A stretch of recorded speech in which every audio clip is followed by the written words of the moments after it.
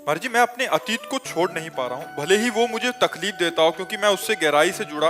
लोग कहते हैं कि अतीत को भूल जाओ, पर सच्चाई है कि उसे भुलाना आसान नहीं है। मैंने अतीत का भाव क्या है आपका? होना, जैसे ब्लड कैंसर भी हुआ था और फिर उसके बाद मेरे को मतलब ये था कि जो दोनों हैं। अरे भाई, ये शरीर ही नहीं रहेगा, कितने दिन से बचा पाओगे? कितने दिन से अरे छोड़ो, सब स्वप्न है। वर्तमान को संभालिए, वर्तमान में नवीन चिंतन कीजिए, भगवान के नाम का चिंतन कीजिए। आगामी आपको क्रिया क्या करनी है, कौन सा कर्म करना है, वो कर्म धर्मयुक्त है, उन्नति देने वाला है, या अवनति अधर्म युक्त है, ये चिंतन कीजिए। भगवान के नाम का चिंतन कीजिए। भूत का चिंतन क्या? नहीं, वो मेरे को तकलीफ नहीं देता, मतलब वहां से तो ये है कि मैं मजबूत। समय वर्तमान का गया कि नहीं? वर्तमान का समय भूत में गया कि नहीं? आप विचार करो, हमारा जो वर्तमान का मिनट है, वर्तमान का सेकंड है, वो भूत के चिंतन में जा रहा है। भूत तो बीत गया है, भूत तो बीत चुका है, और उसके बीते हुए में वर्तमान को हम खो रहे हैं, तो हमारी मूर्खता है कि नहीं? इतना कीमती समय है, जिसने समय को कीमती समझा वही महान हो जाता है, और जो समय को कीमती नहीं समझा वही अधम हो जाता है।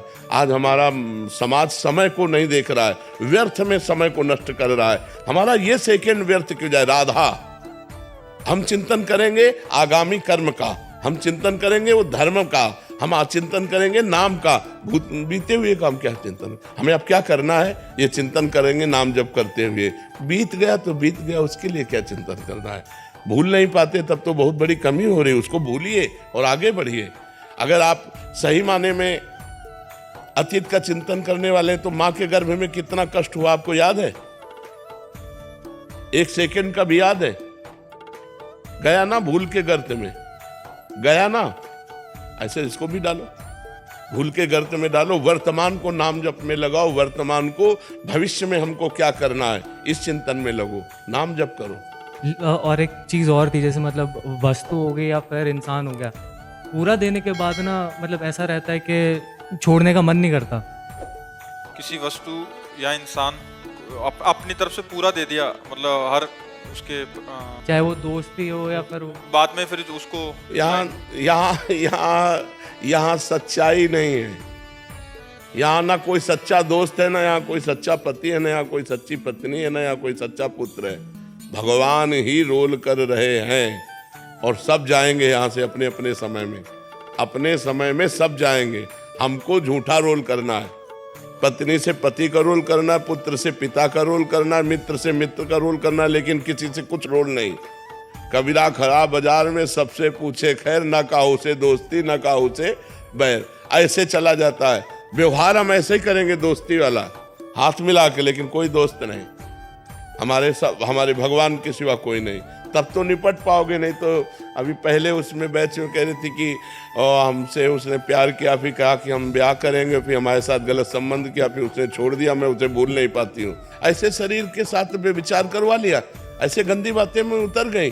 कोई मर्यादा ही नहीं, कोई धर्मशास्त्र की आज्ञा का पालन ही नहीं, कोई गुरुजन नहीं, कोई बड़ा नहीं, किसी की आज्ञा।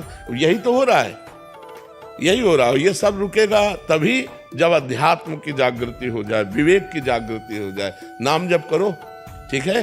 वो वस्तु भी छूटती है ना, तो ऐसा लगता है कि भाई मैं, मेरा एक पार्ट। ये आप नहीं, सबको लगता है ये सब। ये मोही संसार, रागी संसार, इसमें सबको ऐसा लगता है। एक पेन से भी प्यार हो जाता है। तो हम कह रहे हैं कि ये राग वृत्ति है। राग मत करो, यहाँ सब कुछ नष्ट होगा, यहाँ सबका नाश होगा, पक्का समझो।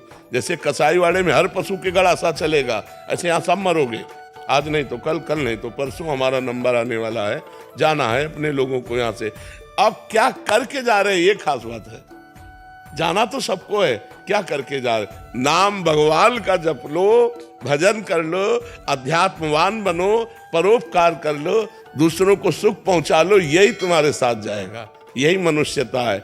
और यहाँ तो देख लो, हाहाकार मचा हुआ है। कैसी राक्षसी वृत्ति बढ़ती चली जा रही है।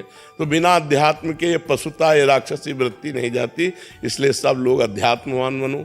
कोई मांस मत खाओ, शराब मत पियो, पराई माताओं बहनों की तरफ गंदी दृष्टि मत रखो, जुआ मत खेलो, चाहे वो गेम में हो चाहे प्रगट में हो, और नाम जप करो, परोपकार करो, तुम्हारा जीवन मंगल में हो जाएगा।